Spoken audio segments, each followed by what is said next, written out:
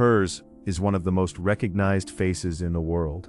It sits behind glass in a Berlin museum, and millions of people have looked into it. Her name means, roughly, a beautiful woman has come, and in a way she never left.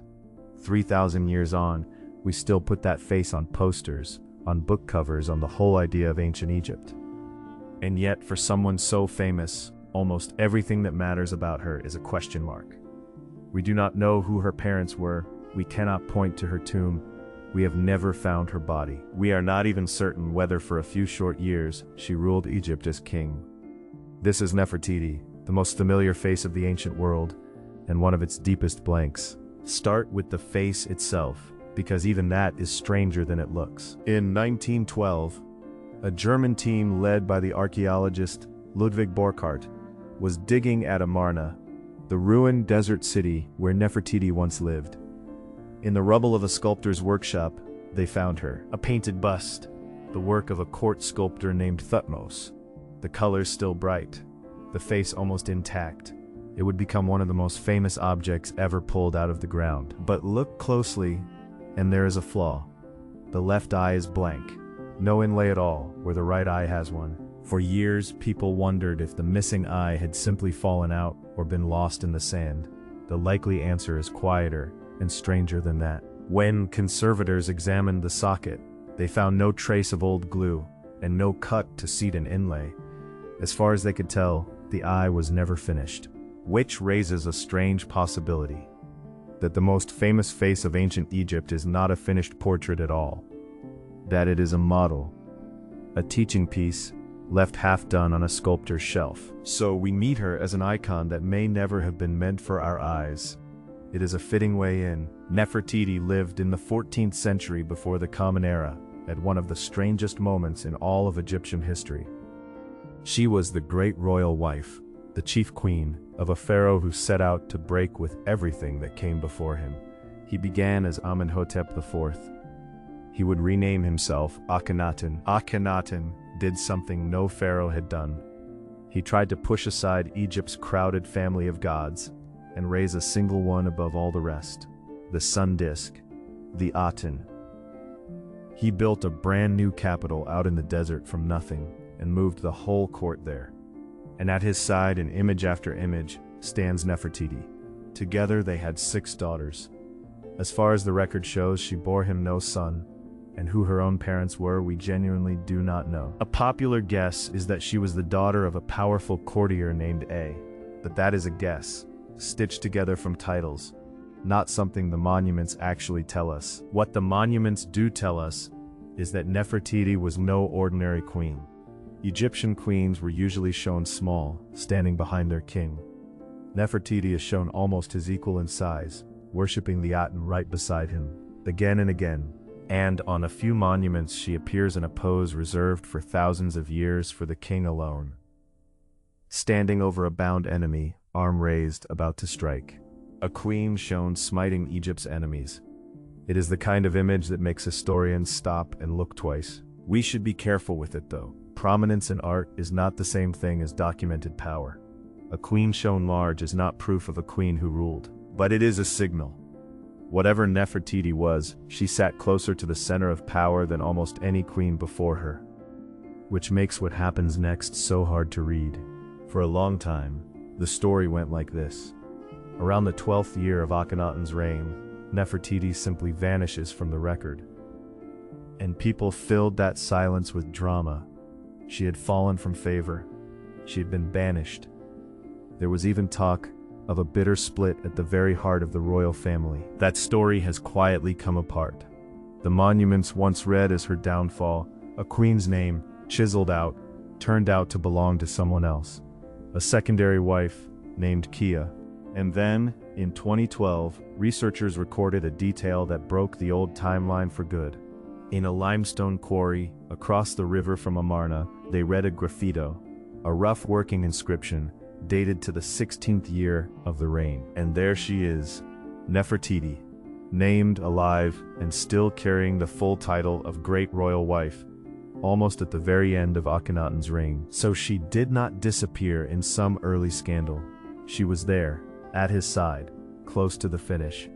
the real mystery is not why she left, it is what she became. Because right at the end of the Amarna period, the king list's not up. Akhenaten's reign gives way, not cleanly to the boy we call Tutankhamun, but to one or two shadowy rulers in between, and one of them may not have been a man at all. A king appears under the throne name Ankh-Kheperure, with a second name, Nefer-Neferuaten. And here is the clue that set Egyptologists arguing. On some of this king's monuments, the royal titles are written in the feminine. Grammatically, they describe a woman. One phrase is especially telling. It calls the ruler effective or beneficial for her husband. A reigning king described through a husband. For a growing number of scholars, the simplest reading is also the boldest, that this female king was Nefertiti herself, that she rose from queen to co-ruler beside Akhenaten, and perhaps briefly, to sole pharaoh in her own right. It would make her one of the very few women ever to rule Egypt as king, and it would mean the beautiful queen and the vanished ruler were the same person all along. But honesty matters more than a tidy ending. This is a leading idea, not a proven fact. There was also a king named Smenkhkare in the same muddle, probably a man with an almost identical throne name. Scholars still argue over who came first, who was who, and whether the female king was Nefertiti at all, or one of her own daughters. The end of Amarna is a real knot, and no one has fully untied it. Whoever she became, there is a harder question waiting. Where is she now? We have the mummies of many of Egypt's great rulers gathered and studied and named. We do not have one we can safely call Nefertiti. There have been candidates. The best known lies in a side chamber of a tomb in the Valley of the Kings, a mummy known only as the Younger Lady. In 2003, one researcher argued publicly and to great controversy that this Younger Lady was Nefertiti. Most Egyptologists were not convinced. The mummy carries no name, and the case leaned on features that could fit many women. Then, in 2010, a large DNA study reached a very different conclusion. It identified the Younger Lady as the mother of Tutankhamun and as a full sister of Akhenaten. And that is a problem for the Nefertiti theory, because Nefertiti is nowhere described as Akhenaten's sister. If the study is right, the Younger Lady is somebody else.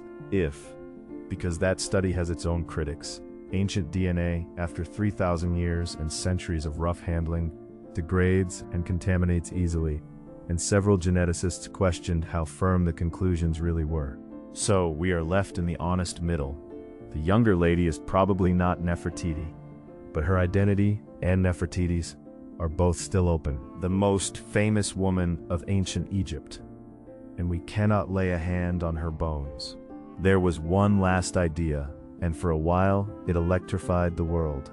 In 2015, the Egyptologist Nicholas Reeves studied high-resolution scans of the walls inside Tutankhamun's tomb, and he thought he could see the ghost outlines of doorways plastered over and painted shut. His theory was extraordinary, that Tutankhamun's famous tomb was originally cut for someone else, for a queen, and that behind its painted walls lay a hidden chamber, still sealed, that might hold the burial of Nefertiti.